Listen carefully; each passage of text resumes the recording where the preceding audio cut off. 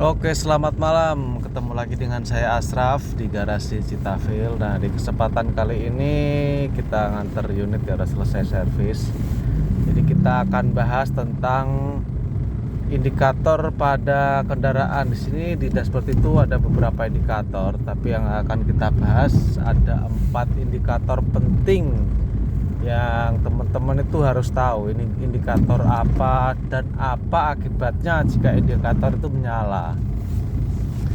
Yang pertama ada indikator check engine, bentuknya gambar kayak mesin warna kuning, kayak ada kipasnya. Itu yang pertama.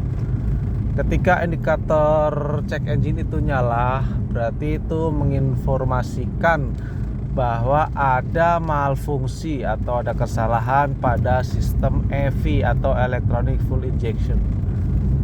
Biasanya kerusakan pada sensor-sensor mesin ya.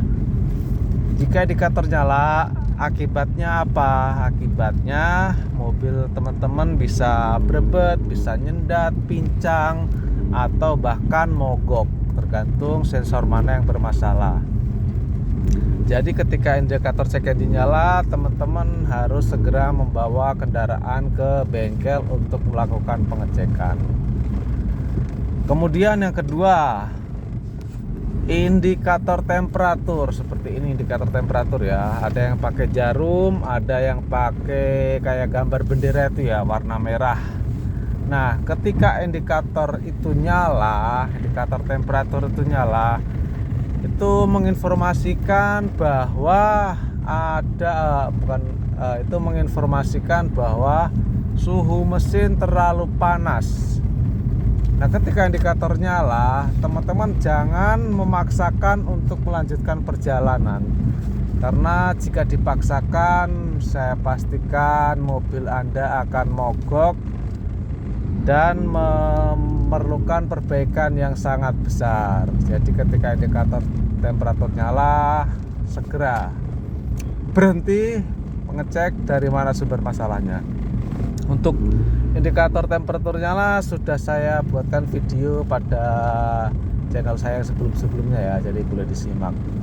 Kemudian yang ketiga itu ada indikator oli, indikator tekanan oli, gambarnya gambar teko merah. Ketika indikator oli itu nyala, itu menginformasikan bahwa tekanan oli pada mesin kurang, lemah. Bisa disebabkan beberapa hal. Yang pertama, bisa oli itu kosong, jadi tekanannya nggak ada. Atau yang kedua, mau pompa olinya rusak, jadi nggak ada tekanan. Atau yang ketiga, jalur olinya macet. Nah, jadi ketika indikator tekanan oli itu nyala, jangan sesekali memaksakan berjalan ya, karena akibatnya kalau indikator oli nyala, sudah pastikan mobil akan rontok jebol ya teman-teman ya. Jadi harus segera melakukan pengecekan. Yang keempat ya. Yang keempat adalah indikator pengisian. Indikator pengisian itu gambarnya gambar kotak, gambar aki ya. Jadi ketika indikator itu menyala, itu menginformasikan bahwa ada masalah pada sistem pengisian. Ada 2 penyebab. Yang pertama bisa overcharge, pengisian terlalu tinggi, atau lower charge, pengisian terlalu rendah.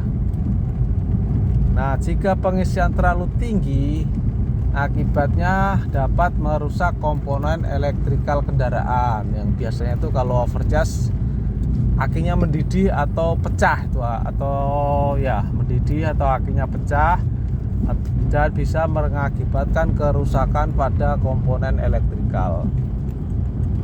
Yang kedua, jika lower charge atau pengisian kurang, akibatnya ya daya aki akan menurun.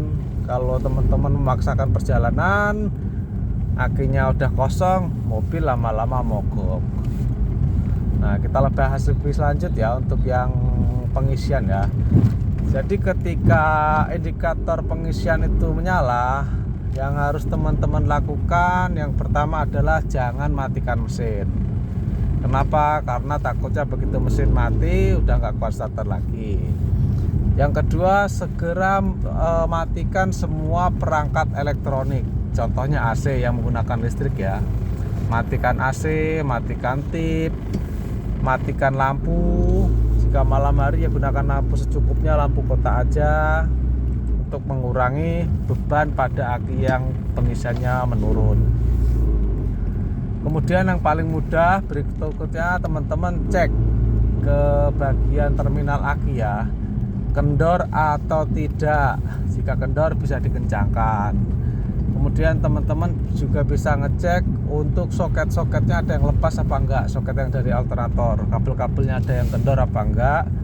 Bisa juga ngecek secara manual untuk alternator tinggi apa enggak dengan cara menampilkan benda besi ya bisa obeng atau kunci ring pas ke puli alternator. Jika di puli itu tidak ada magnet, itu udah pasti pengisiannya enggak ada ya. Nah, mungkin itu aja dari saya, tip-tip dari saya. Sekian dan terima kasih.